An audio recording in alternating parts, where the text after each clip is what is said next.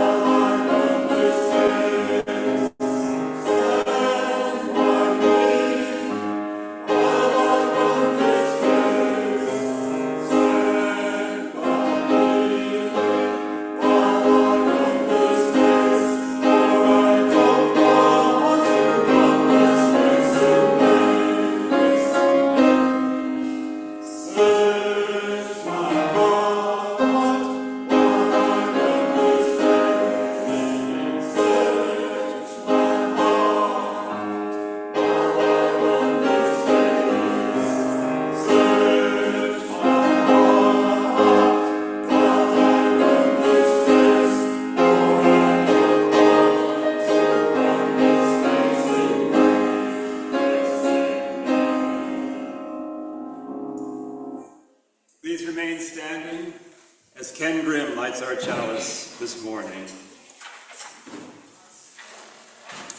These are the words of Dean Oliva. We light this chalice for mothers and mothering, to celebrate those who have taken on the task of nurturing a young one, baby, child, or youth, into adulthood. To celebrate those who have nourished the light of truth and compassion in growing minds and hearts. To celebrate those who have committed time, money, energy to the growth of others in this world. We light this chalice to celebrate and hold dear this flame of love.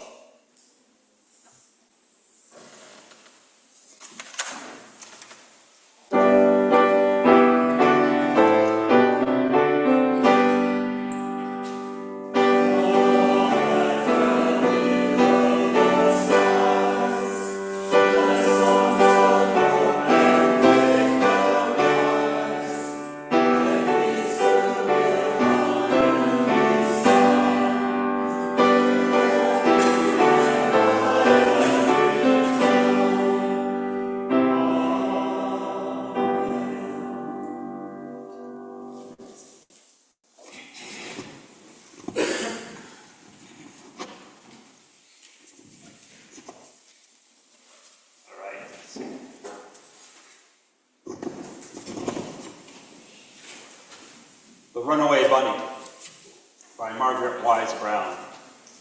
I've modified the language to be more gender neutral.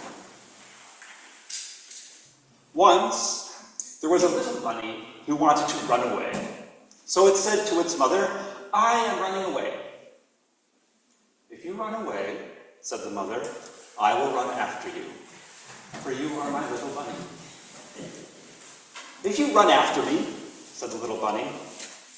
I will become a fish in a trout stream, and I will swim away from you. If you become a fish in a trout stream, said the mother, I will become a fisher, and I will fish for you. If you become a fisher, said the little bunny, I will become a rock on the mountain high above you. If you become a rock on the mountain high above me, said the mother, I will be a mountain climber, and I will climb to where you are. If you become a mountain climber, said the little bunny, I will be a crocus in a hidden garden. If you become a crocus in a hidden garden, said the mother, I will be a gardener, and I will find you. If you are a gardener and find me, said the little bunny, I will be a bird and fly away from you. If you become a bird and fly away from me, said the mother, I will be a tree that you come home to. If you become a tree, said the little bunny, I will become a little sailboat, and I will sail away from you. If you become a sailboat and sail away from me, said the mother, I will become the wind, and the wind will blow you where I want you to go. If you become the wind and blow me, said the little bunny, I will join the circus and fly away on a flying trapeze. If you go flying on a flying trapeze, said the mother, I will be a tightrope walker, and I will walk across the air to you.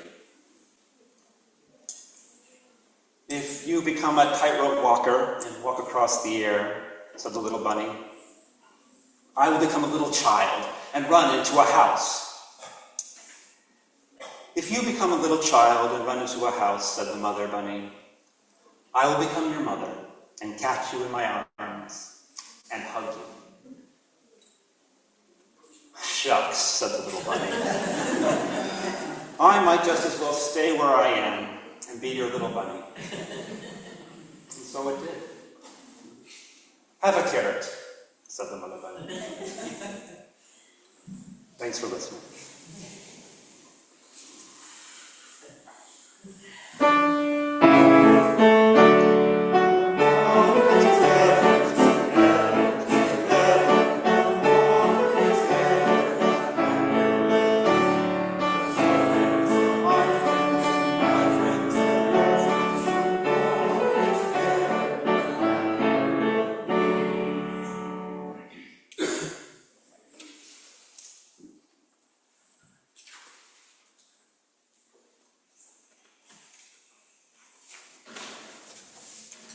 Please remain seated for our prayer hymn, number 123 in the gray hymnal, Spirit of Life.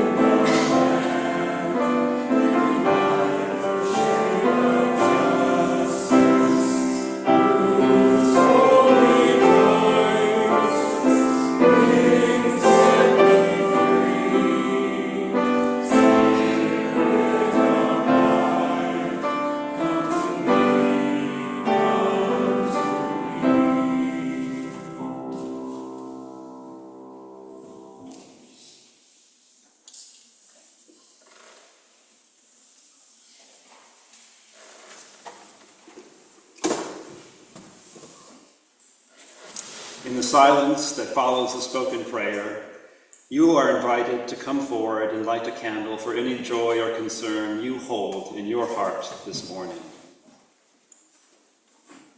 And now this, a prayer for all who mother, by Reverend Victoria Weinstein.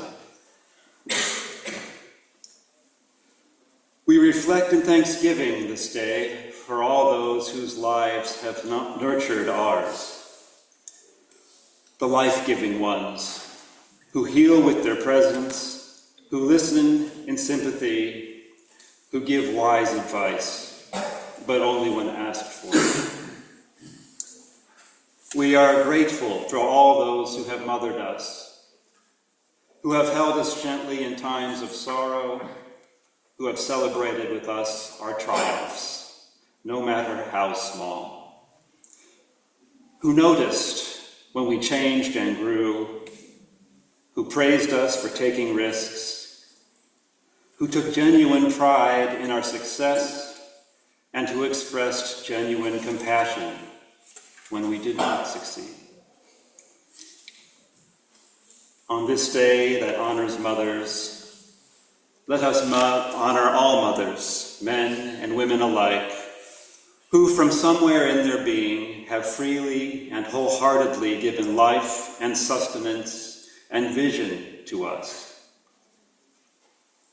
Dear God, Mother, Father of us all, grant us life-giving ways, strength for birthing, and a nurturing spirit that we may take attentive care of our world, our communities, and those precious beings entrusted to us by biology, or by destiny, or by friendship, fellowship, or fate.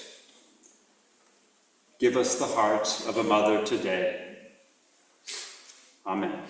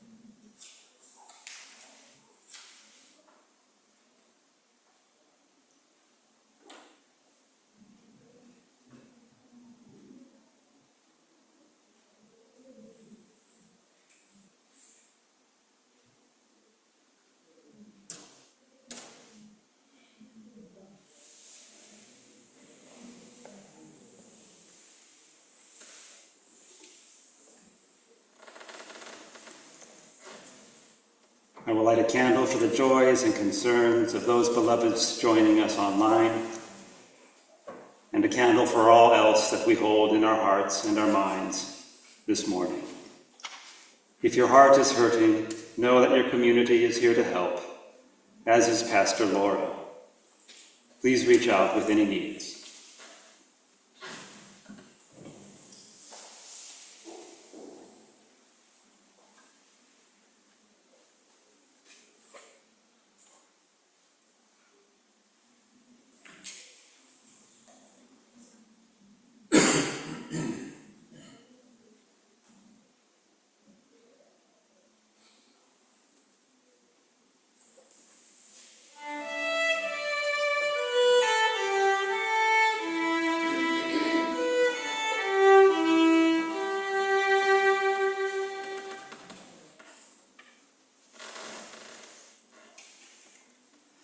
The Persian poet and mystic Hafez wrote, "And still, after all this times, the sun never says to the earth, 'You owe me.'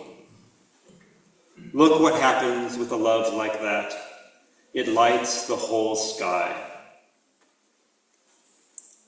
And so let the sun be a model for our giving, that we may help one another without question or demands, in this world that has been given to us without question or demands." For those of you watching the service online, you may contribute to a virtual offering plate using the donate button on our website or by mailing a check to the church office. I invite the ushers forward to receive the offering.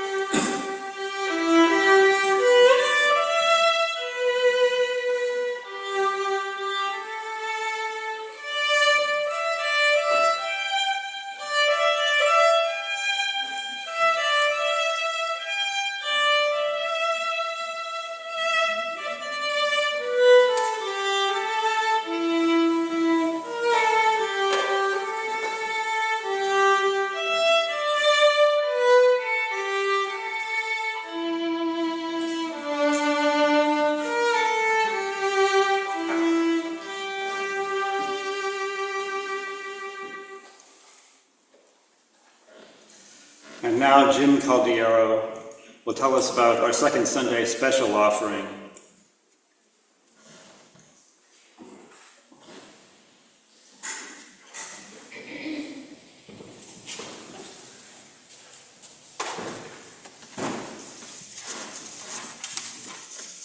Thank you, David. Good morning. Every spring, UU congregations across the country celebrate and support the work of the UU Service Committee. Just this Sunday has become a ritual of commitment and defiance in the face of authoritarian threats to human rights. Today, we ask that you join in that commitment and defiance with your generosity. Since its founding 85 years ago, the Unitarian Universalist Service Committee has been resisting fascism and advancing human rights. UUSC has worked in partnership around the world with those most directly impacted by injustice to imagine a world where every person's rights are honored and protected. We joined with migrant workers in Texas in the 1940s to fight exploitation, launched desegregation efforts in Georgia and Florida in the 60s, sponsored the first congressional fact-finding mission to violence-plagued El Salvador in 1978, sent emergency funds to ease the Ethiopian famine in the 80s, and emergency medical equipment to Rwanda in the 90s, and launched the Drumbeat for Darfur campaign in the 2000s to end the genocide in Sudan. while providing earthquake relief in Haiti. Now UUSC works with organizations in Central America, Mexico, and the United States on the forefront of migrant justice. We partner with indigenous communities in the South Pacific, Louisiana, and Alaska, who are on the front lines of the climate change crisis, as their homes and way of life are threatened by rising seas. Working with the Rohingya Muslims and other ethnic minorities in Burma or Myanmar, as they seek both justice and survival following the military coup in 2021. We partner with organizations in Ukraine and Eastern Europe who are working to serve marginalized people who are often disregarded by larger aid agencies. Partnership is the foundation of UUSC's work because we recognize that grassroots partners, small groups of leaders and visionaries who are directly impacted by oppression and human rights are at the center of our work. Because we believe the communities bearing the brunt of climate-forced displacement, criminalization, humanitarian crises are also the communities that hold the solutions. This belief is at the core of everything we do at UUSC because, as anthropologist Margaret Mead said, never doubt that a small group of thoughtful, committed citizens like you can change the world. Indeed, it is the only thing that ever has. Thank you for your continued and generous support of the UU Service Committee, and happy Mother's Day.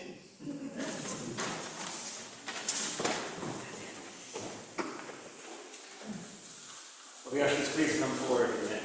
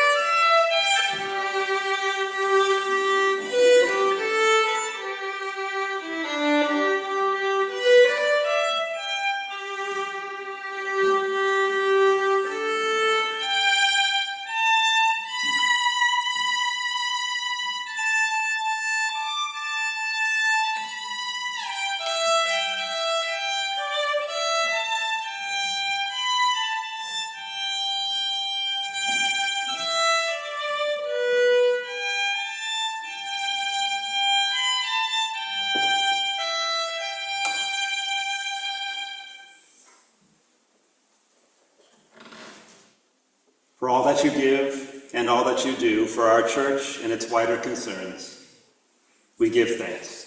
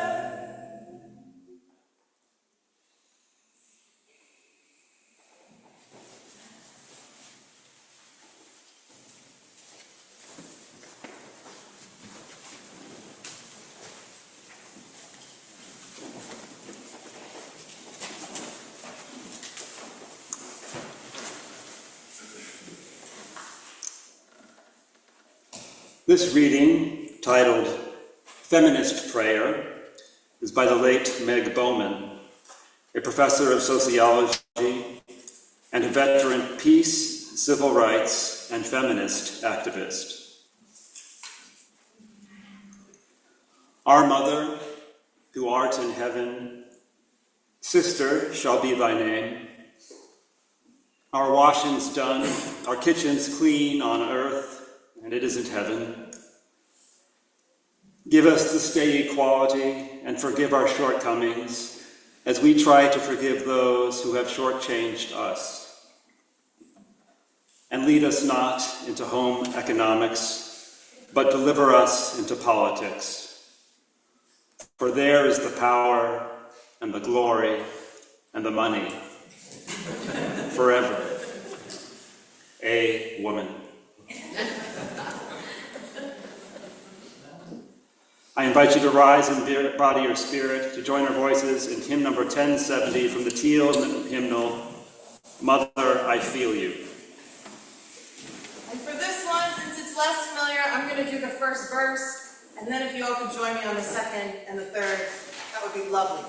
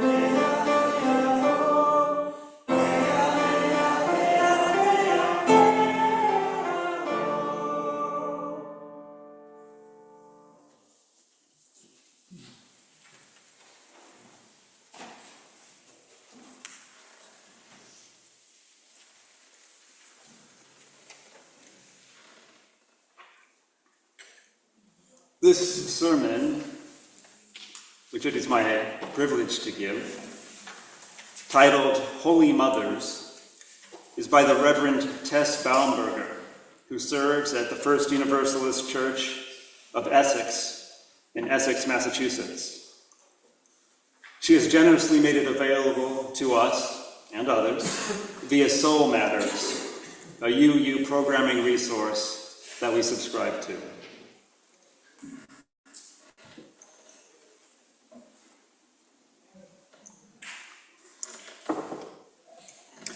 Imagine a little girl whose parents are devoutly religious. Each week she attends services in a house of worship where all the images of the divine are male. All the pronouns used to refer to the divine are masculine. All the prayers are to a male God and all led by men. There might be a rule that only men can be clergy.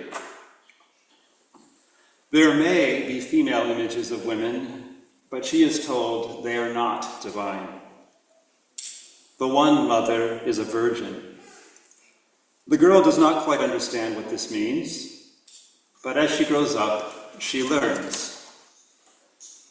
Imagine that this little girl is of African descent, or Asian or Latina, that she is from India or Southeast Asia, but all the images are white. What would it be like to be that little girl? Maybe you know. Maybe you were a little girl who grew up in a place like that. I grew up in a church where with only male images and language about the divine. In college, I gradually rejected the bearded white guy on the clouds who knew and controlled everything. It took a while. It was a process. One night, during my junior year abroad, I was looking in the mirror and thinking about this as I was putting on lotion.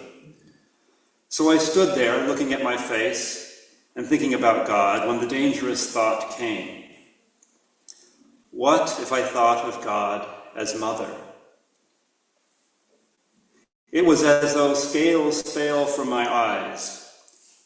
I found the thought of a divine mother arresting and comforting, even though my own mother is less than perfect. But that thought became lost in the busyness of the following years. It came back several years later. A few months after I started attending my first Unitarian Universalist congregation, they offered the adult religious education program called Rise Up and Call Her Name by Elizabeth Fisher. Through learning about feminine images of the divine, I found my way to new understandings of the sacred that affirmed my womanhood. My definition of the Holy One expanded and shifted to one that I could accept back into my life. We learned about many goddesses whose stories are too many to tell today. Let me name them at least and tell you a little about some of them. First, we learned about Lilith, according to some traditions, Adam's first wife. She was made of the same earth as him, and so refused to be subservient to him. That didn't go over well with the big guy, which is why we don't usually hear about Lilith. We met the Greek goddess Hecate, a triple goddess representing the phases of a woman's life: maiden, girl, mother of reproductive age, and the crone, the older wise woman. We learned about the Egyptian goddess Isis and the African goddesses Oya and Yemaya. We learned about the Indian goddesses Kali and Uma.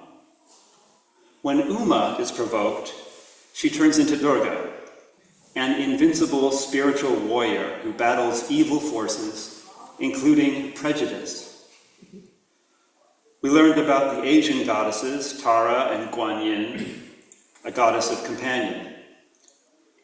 There is Amaterasu, a Japanese sun goddess who disproves the theory that the sun is always male.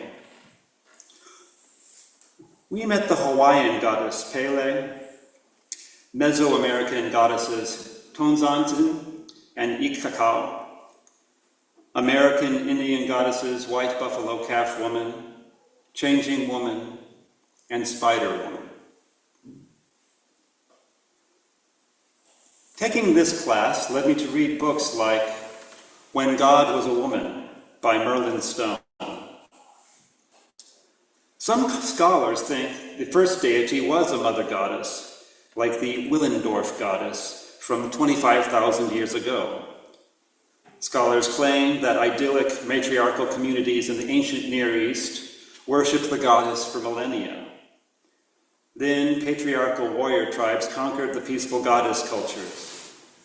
Their male deities slew and even dismembered the ancient goddesses, and so gods began to reign in the heavens. This theory has been questioned, but many still hold to it.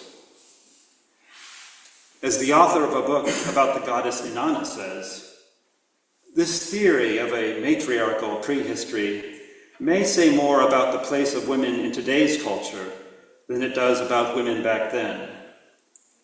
We long for female, or at least non-masculine images of the divine. We long for expanded definitions of the divine. When I studied the Hebrew scriptures in seminary, I found out that the goddess was there all along, but hidden. Yahweh probably started as one of a group of gods, gradually becoming the head god. Quote, "You shall have no gods, other gods before me," end quote, doesn't claim there are no others, just that Yahweh comes first. That group of gods included a goddess known variously as Ishtar, Astarte, or Asherah. Some feminist biblical scholars believe Asherah was worshipped alongside Yahweh as his mate for centuries in Israel before monotheism really took over.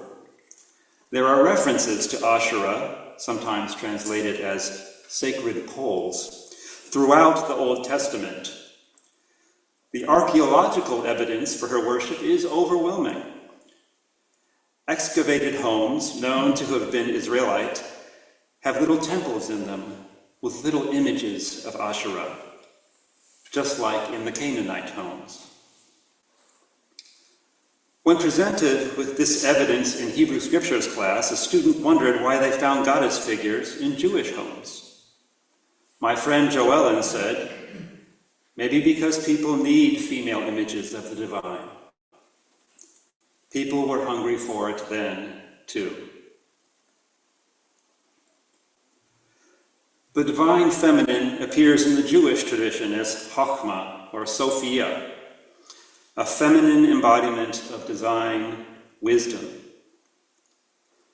I'll bet you never heard this Bible passage growing up, from the Wisdom of Solomon, chapter 10, verses 15 through 19. A holy people and blameless race, wisdom delivered from a nation of oppressors. She entered the soul of a servant of the Lord and withstood dread kings with wonders and signs. She gave holy men the reward of their labors. She guided them along a marvelous way and became a shelter to them by day and a starry flame through the night. She brought them over the Red Sea and led them through the deep waters, but she drowned their enemies and cast them up from the depth of the sea. The Exodus story. The image of Sophia is a good thing for those who identify as female. It suggests that we can have a God who looks like us. Years ago, I met Patricia Lynn Riley, author of A God Who Looks Like Me, and invited her to preach at my church. She stood in front of the congregation and asked what it would be like for girls approaching womanhood, or children approaching adulthood, to see goddess images at church. How would it affect girls to see images of mother goddesses, sky goddesses, and warrior goddesses? Goddesses of wisdom and compassion that reflect all that women can be. How would that affect not only girls and women, but everyone?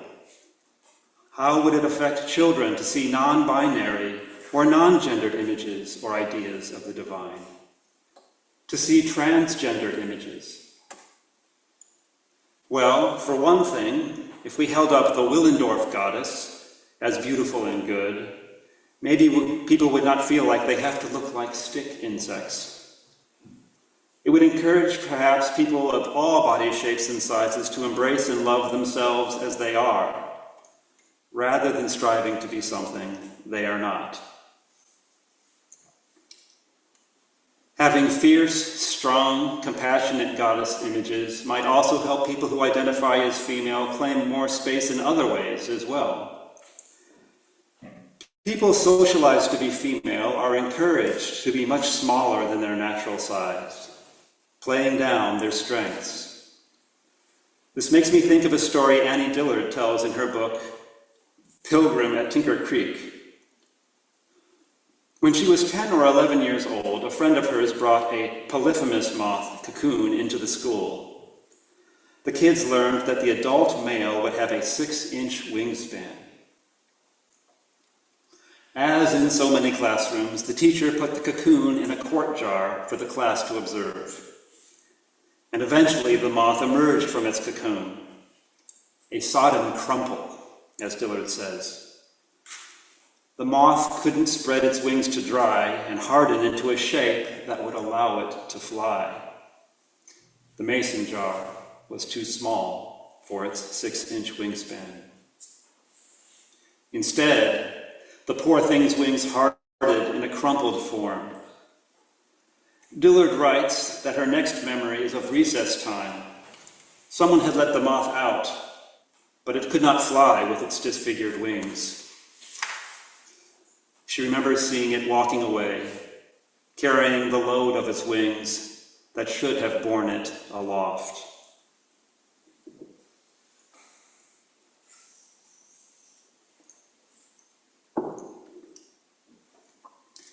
This story points out that there needs to be a balance between feminine and masculine imagery for the sacred. We do not want to err in the other direction, denying masculine images of the divine to people who identify as male. Having both, as well as having non-binary or non-gendered images of the divine, allows us to expand and explore our ideas of the sacred and of gender roles. Traditional gender roles are too small for many, if not most of us. And so, like that moth, we go through life carrying our potential to soar like a burden, instead of using it as the gift it is meant to be. To correct this great waste of potential, this injustice, is to create a beloved community where each of us can expand to our full potential.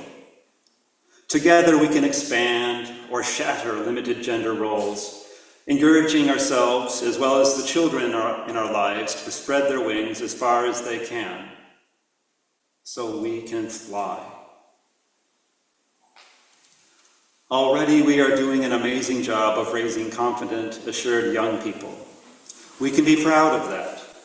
We have done a wonderful job in supporting children who can be both gentle and strong. We encourage all of our children to continue to speak their minds, despite peer pressure that might silence them. We let them know that even us outspoken people can find wonderful life partners. We can teach girls and women to know that overblown pride is indeed a failing, but one that rarely afflicts those socialized to be female. We can let our girls know that it's okay to be proud of who you are and to spread your wings past the boundaries of traditional gender roles. As the poet Besmiller Brigham writes in her poem, Tell Our Daughters, tell our daughters they are fragile as a bird, strong as the rose, deep as a word, and let them make their own growing time big with tenderness. Today, on Mother's Day, we celebrate goddesses, bold, creative, fierce images of the divine in our worship. Here, we help everyone develop healthy pride, expanding our notions of who people can be, however they identify in terms of their gender. We do this so every person can spread their wings to their fullest extent. We nurture children so they can learn to fly beyond the narrow borders of yesterday. We nurture humble pride so everyone can welcome partners into their lives, who they encourage to bloom, to soar. So may it be.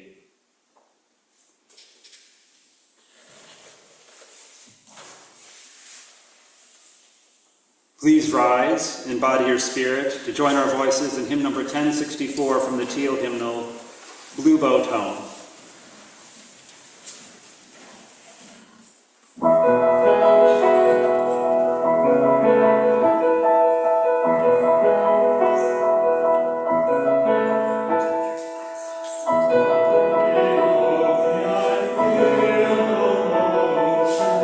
Standing on these mountains and plains,